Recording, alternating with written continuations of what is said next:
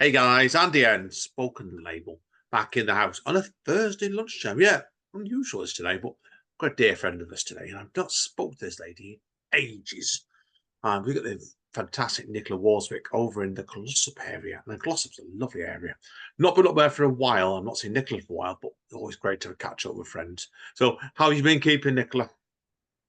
I'm all right, thank you. We've got an People, extra yeah. member here. She Oh, better. I've told her to behave. she's So, gorgeous.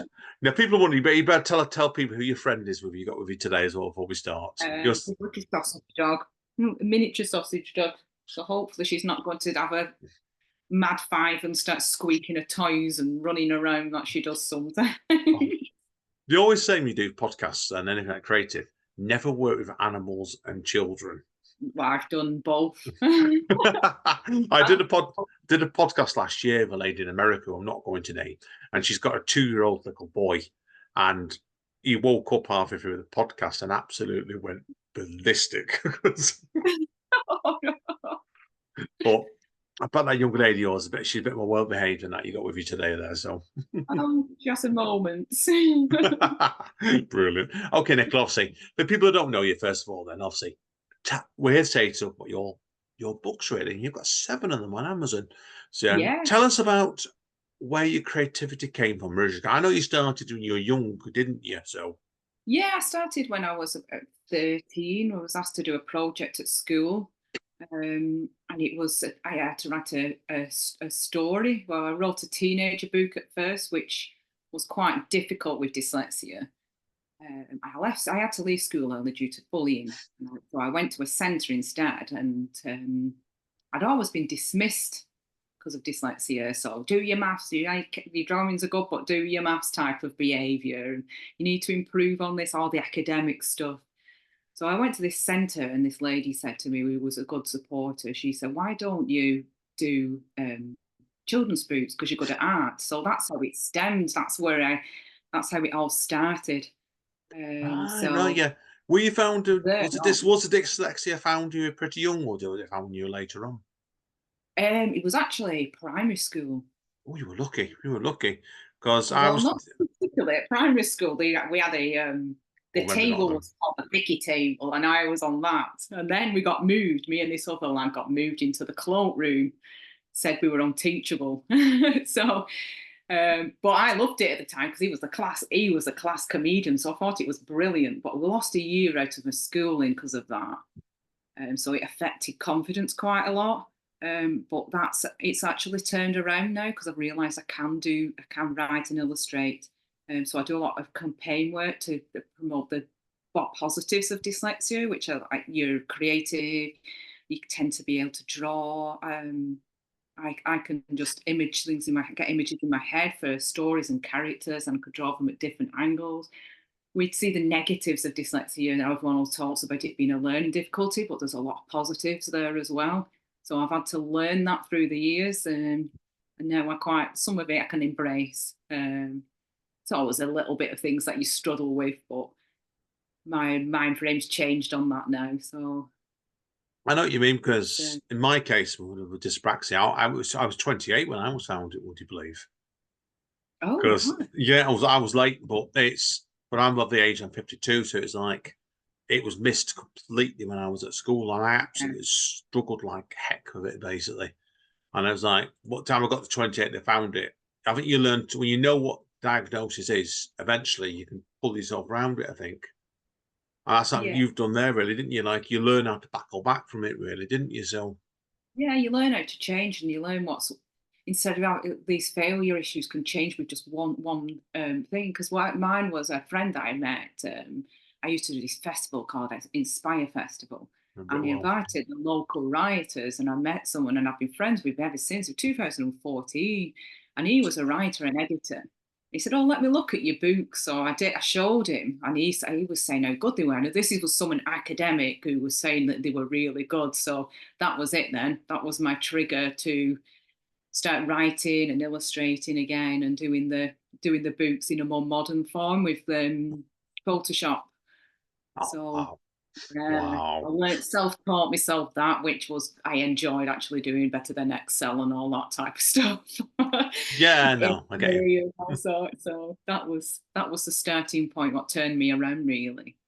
Yeah, I think it's worth noting. I know we spoke about it before because last time I see you came on a couple of years ago. I know you've done 5 of them at that point, and Yeah, 3 of them were done originally when you were about 13 or 14 yeah, territory, weren't they? So, and you went back. I know you went back to them in your 30s. Did you yeah. find when you're looking back at these in your 30s now, you're thinking, "Wow, Yeah, it was different. I had more experience, and I think there was pencil crayon drawings back then. There oh, was was no it? such Oh, thing. wow, I think there was paint, weren't they, when we were young? It yeah, was paint or something like that. Whereas yeah, as soon as Photoshop come out, I was like, this is fantastic, and learnt it, and they look really vibrant and colourful, and so I've got some over there. Is it going to be video? This I can show them. yeah." People are wondering, obviously, yeah, obviously there is audio I'll on just it, go and but grab them. Nicola's gonna go and show us now. People are wondering. I've actually got People, them over here. people who are on Luckily, YouTube now or Instagram, you'll notice it's going to show us the luckily books now. Yeah, go and I've check them got out them on away. anyway. But yeah, come onto Instagram or YouTube particular because you see what they are now, Nicola. So yeah, please show them because it's that I've sort got of thing them where already. I we'll didn't have to really. talk our way through it. But yeah, you're right with it. So Yeah. So this is the first. I actually wrote this one first, which is Captain Cuthbert and the Cobra Gem. Now that came about where my grandma had this little wooden ornament from New Zealand. I can't remember what they were called, but it was a bit creepy, and it was so.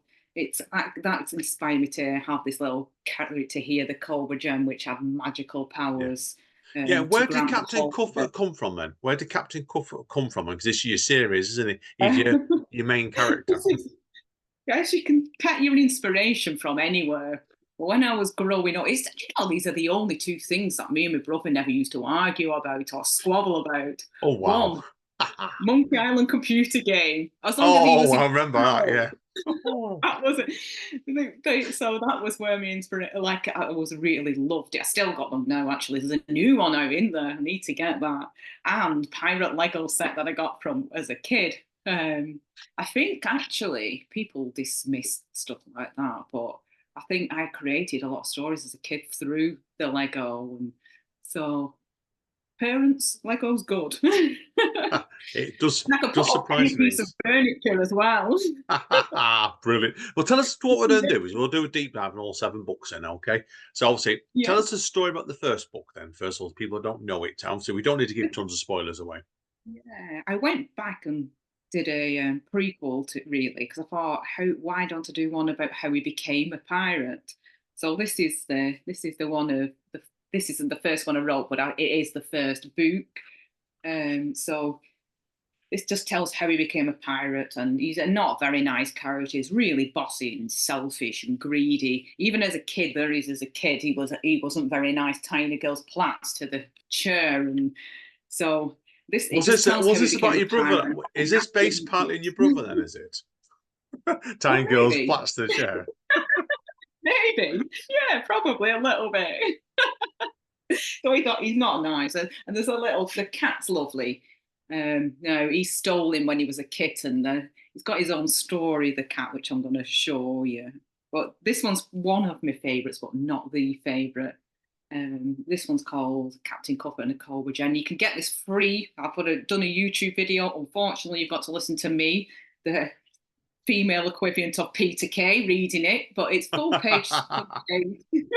So you can listen to that for free. So that's on my YouTube channel. If you tap in, I think it's Captain Cuthbert and Scat the Cat, it should come up.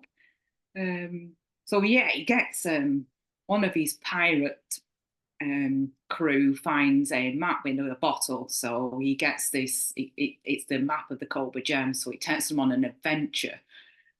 So once he's got hold of that, he's the master and he's granted any wish. But as you can imagine, someone who's greedy and selfish, this is just going to go totally wrong.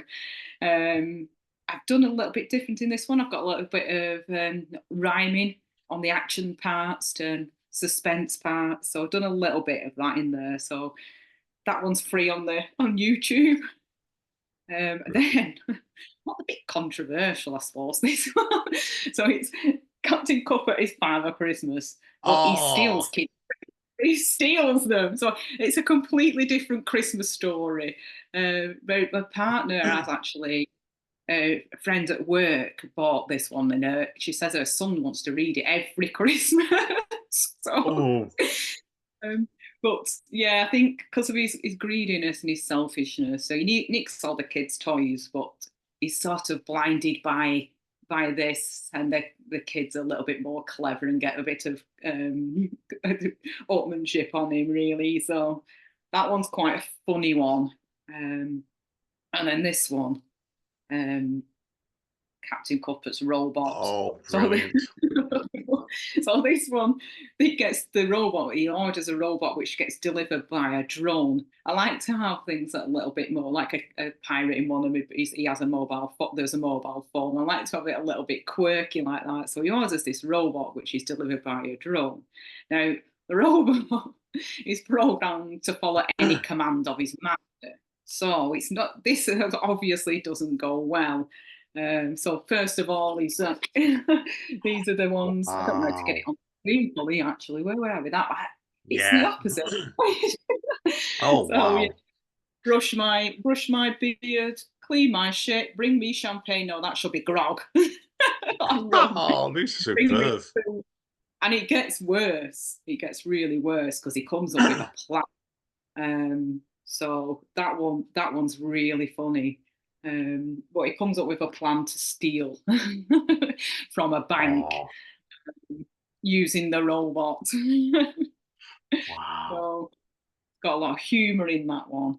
And then I had a few kids getting back to me, and they said they really liked Scat. So I did his own book.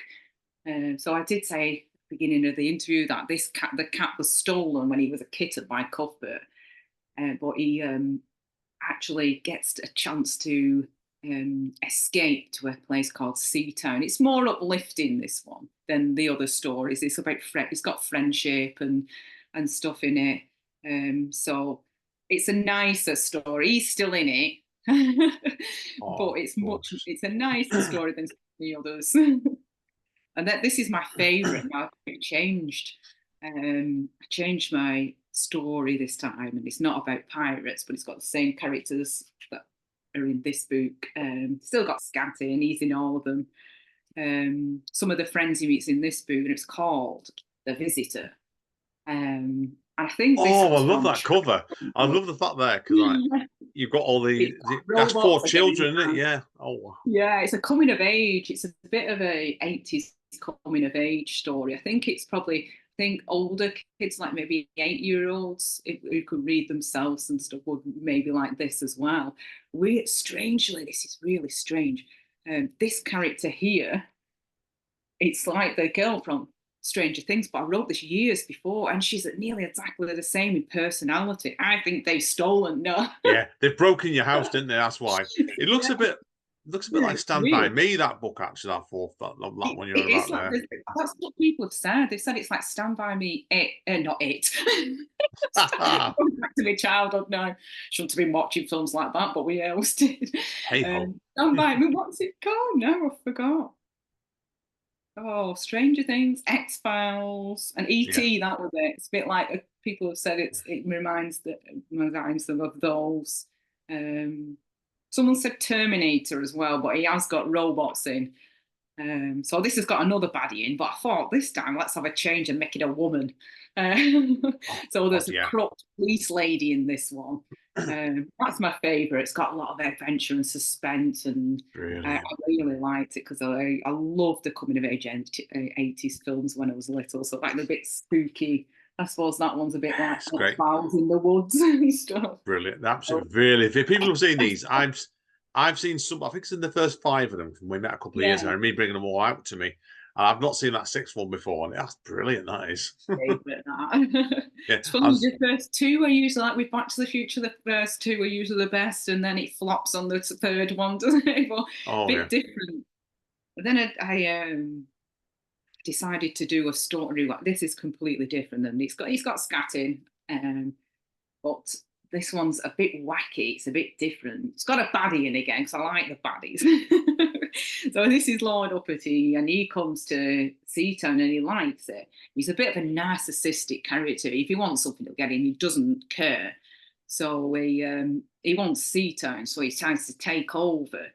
And then he sees a competition. So he wants to win the competition. So he goes to this wacky scientist to cheat. So As to do. that one's quite funny. It took me a while to do. I've got to see if I can find that picture. It took me ages to do the wacky scientist one. There you see, it looks a little bit like Yeah. Doc Max of Fusion. Yeah, it's very, very Christopher Lloyd straight away. People wondering on Yeah, the audio yeah. side because You can it's see. got big, big wild white Yeah, hair and stuff. Yeah, oh yeah, your influence is on your sleeve on that one, Nicola, definitely. yeah. So brilliant. Now, obviously, over time, then obviously you went back to these in your 30s. Have you found that your approach has changed doing all 7 of these books? Yeah, I think I've finally found a structure. I think when you're young, well, when I was young, I don't know if it's the same now. I think schools have moved forward and people have a bit more information and understanding and knowledge about dyslexia. But it was quite academically focused when I was at school. So it was writing down your story on a piece of paper. So I had all the imagination. I remember that one actually. The visitor was. I remember going on a walk in the woods. I used to go and explore as a kid, and I came across. It's probably some disused factory or something, but I remember, and that for my imagination, that was an alien testing centre. So Oh yeah, I think you do. um, I think you do when you're a kid and that sort of thing. And I know I've got for myself when I was 10 or 11. You do like it's your imagination just amplifies everything, oh doesn't it? yeah, To by about yeah. 11. It's a good thing about it. Good thing about dyslexia. But we was told we had to write in pen and paper when we was young, and I Yeah. couldn't do it. I all my information, it all comes out all at once. So it's just a mash of stuff. So, but then using a computer was a lot easier. But I'm really mine's different. I write. I do go for a walk, get my imagination going. Sometimes I'll shut down, like listen to sounds of nature and sights, just shut my brain down from everything that's going on. That's one technique. Get inspiration. And then I draw the storyboard first, and I've met some notes, some keywords, and bullet points. And then the story comes from that, and I start on the computer. It's a mess at the Oh beginning, God, yeah. but you can move it around and edit it. And then you've got spell checkers and grammar. So that was transformation of how I could actually do what I wanted to do without having to try and get it down on paper, which is a challenge for dyslexia. So it made it a lot easier. And then I thought, failure issues, everyone has an editor. It doesn't even matter. So my editor was actually the friend I said before, Mark, who I actually did we did Boot Fest with Mark, and I did an Inspire Festival where I met him. I know Mark. Great guy. So Great guy. Yeah. Great yeah, storyteller as well. He's all right. Brilliant bloke. Yeah. so he helped me with that, and he said, your dyslexia isn't that bad. You just put commas everywhere. It's the same So here. So in my case, I miss words out sometimes I do when I'm structuring sentences.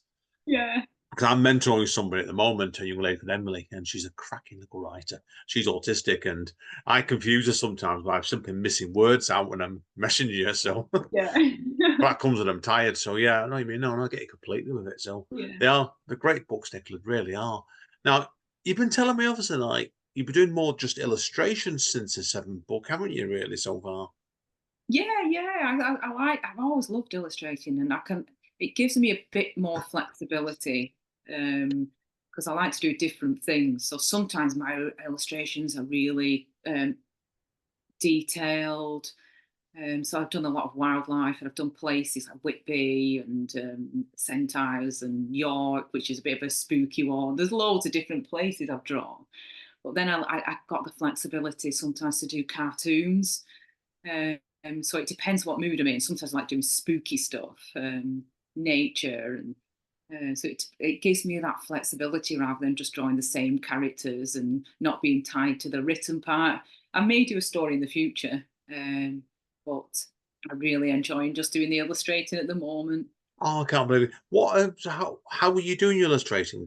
Do you do it on a tablet or anything, or is it on pen and paper? Or I sometimes draw them on pen and paper, scan it in, put it onto Photoshop, and then I can do it on Photoshop. because I love that. You've got all sorts of different tools on there to um, enhance it. It's more bright and colourful, and also you can zoom in, so you can Yeah. instead of a piece of paper, you can zoom in and add loads of detail, and when you zoom out, it looks really good. So you can layer things up. So I enjoy doing that. No, you sound like you So do, and I think it's always as a creative person, I always believe you should never stand still anyway. In your creativity, you've got to be constantly, haven't you, evolving and pushing yeah, yourself forwards. Like it's, I think I can see you going back and doing another book, like you said already. But maybe. that's when you're ready, in it. So in the meantime, Yeah. you keep yourself occupied doing, keeping you dipping your toe in, and aren't you, by doing Yeah, it on it's that? hard So as an independent unknown author. I sell my illustrations on Redbubble, so that brings a little bit of extra income in, which I take my little dog away, who I showed you earlier, I take her yeah, away with my partner, because they sell better. You've got different topics and stuff. You could do what you want, and they get uploaded onto this thing called Redbubble, and so you could do whatever you want, and keywords bring it up. So people like if they like hobbies and things, it'll trigger, and people be able to see and buy illustrations on all sorts. They do all sorts, like t-shirts and cups and posters, bedding, all sorts of really lovely different things. So badges and magnets. I could go on forever listing the stuff that they do. Really. oh yeah. So Have you ever tried to print any stuff off as a t-shirt yet, or a mug or anything yet? only through them. I hate printers. Yeah, it's They fair enough. always go wrong. I hate them. Oh yeah, I've only done completely. printed through them before. I've got stuff off there before, and it's usually really good quality. I've bought other people's stuff, and it looks good when it comes. So, No, fair play. Sounds good to me, definitely. So yeah, like I said, and that's Price and for just to recap, then that's going to be your way forward at the moment, isn't it? So, and hopefully you will be producing a book when you're ready. Then fingers crossed. maybe. Yeah, you don't know. Like I think what you're doing is like you're not forcing the narrative, and I think that's the right thing to do for you anyway. Is that Yeah, like it's you started your books when you were young and gone back to them. Now, obviously, you've got to the stage where you look at a different side of things and watch your space. yeah, true. So that's good to me. It sounds good to me, Nicola. That's all right. Well, that's all my questions for today, Sil. So, but let's do the hard sell then. Where can people get hold of your books in, first of all? Uh, Amazon. If you type in Captain Cuthbert and Scat the Cat, they'll come up on Amazon. Brilliant. Um, And just to clarify, your illustrations, if people wish to purchase some of them, where'd they best go in for that? Yeah, they're on Redbubble. I think if you type in Scat the Cat on Redbubble, it should come up. Um, but if you go, and I think Facebook's probably the best way to get all my information. I have got LinkedIn, but it's hard. It's hard if you've not got LinkedIn, it doesn't come up straight away. You have to have it. So Facebook's probably the best. I think if you just type it into Google, actually, everything will come up there. But my Facebook page is Captain Cuthbert and Scat the Cat. So if you join that, all the links are on there as well. Brilliant. No, So, that's so answer. The Redbubble's in there. I think it's Redbubble. Let me check actually. It might come up. If I check, I think it's. Should be. I think it's just View Shot. That should come up with it. I think it's just Scat the Cat. Yeah, Redbubble, and it's Scat the Cat should come up. Brilliant. Hopefully.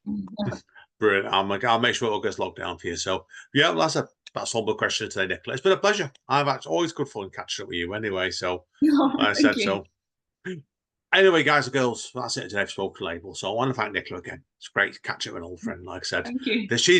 I'm the old, she's less of the old. I'm going to make sure people stay that now.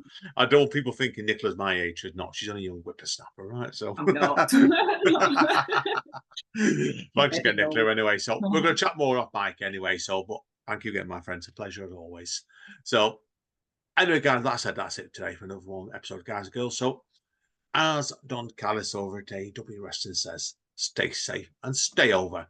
See you all next time.